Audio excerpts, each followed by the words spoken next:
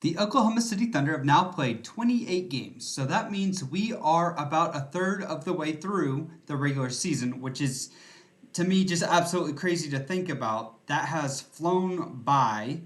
But with that, I wanted to talk a little bit about some of the overperformers for the Oklahoma City Thunder. These are guys that, in my opinion, have overperformed relative to my expectations.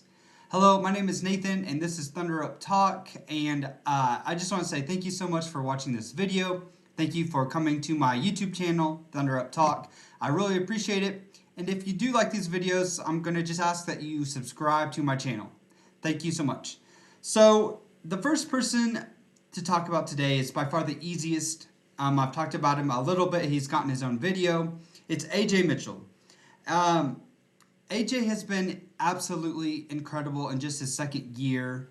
So here are just a few stats. He's averaging 14.1 points per game. Last year, his rookie year, he was averaging 6.5. So he's more than doubled his points per game. Mark really trusts him for a second year guard. It's incredible. He is averaging 24 minutes per game. Now, shooting wise, he's not overly efficient. He's 47% from the field, and from three, he's just at 34.5. So nothing incredible. But again, he is our fourth leading scorer on the team, which is he's the best scorer outside of the big three. So he has been phenomenal this year. And the thing outside of just the stats that I love about this guy, I just trust him. Mark just trusts him when he's out on the floor. You don't feel like the moment is ever too big for him.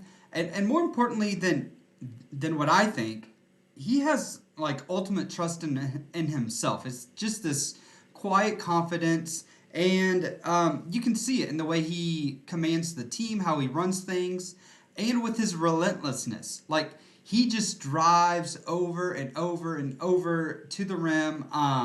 He's just so full of energy doing that.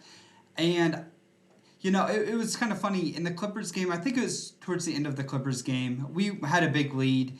And he just kept driving. He would hold on to the ball and let the clock go down and go down. We were just trying to get rid of time. And then he would drive it over and over and over again. And a couple of times, he wasn't being very efficient, but I respected the confidence. And he just doesn't play like a second year guy. And I think this is really, really good because for a team that doesn't shoot very good from three, I think that will come up again in the playoffs. And I will not be surprised in the slightest if I'm doing a video one day in the playoffs and we talk about this 2-3 moment where AJ made some really big drives to the basket when things were kind of slowing down in the playoffs and we weren't getting great looks and nobody was really hitting threes for like 2 quarters. I think he can really make a really big impact on the team in the playoffs and maybe boost the team with a couple of drives to the basket. So I'm really looking forward to that, and he has been so fun to watch. My next guy is Isaiah Joe. So I think I didn't have low expectations for Isaiah Joe, but I was thinking, how is he going to bounce back? I didn't feel like he had the type of impact in the playoffs that he should have, but he's been phenomenal this year. Again, it goes back to the confidence. He is just shooting from everywhere. He's averaging 12.6 points per game, which isn't a big jump, but last year he was at 10. Still, a 2.5 points increase. He is averaging 43% from three, and last year he was at 41. So again, not a big jump, but he's just getting better. And the most important stat to me is that he's throwing up, shooting 6.7 threes a game. So, and he's leading the team in 3-point attempts, which he should be. He is our shooter. And he's also got an incredible true shooting percentage, which incorporates the 3-point percentage into that. He's at a 67.8 true shooting percentage, second on the team, only to Shea, who is at 67.9. So they are basically tied. Um, and again, I can talk about stats similar to AJ Mitchell, but I'm just loving that Isaiah Joe is shooting from deep, deep, deep, like Steph Curry range, above the break threes, and he's just letting them fly with confidence. And boy, do we need that going forward as a team. And again, in the playoffs, if we can get this version of Isaiah Joe in the playoffs, it will be monumental for this team. It'll be incredible. So again, he didn't have the impact that I thought he should have last year in the playoffs, and I really hope this momentum, this confidence can carry over into the playoffs for Isaiah Joe, who has just been incredible. And the third guy that I want to talk about, the third overperformer, the guy that I think is playing much better than what I even expected, is Cason Wallace, aka the Silent Thief. I'm sticking with that nickname to see how far we can take it. Tell me if it's dumb.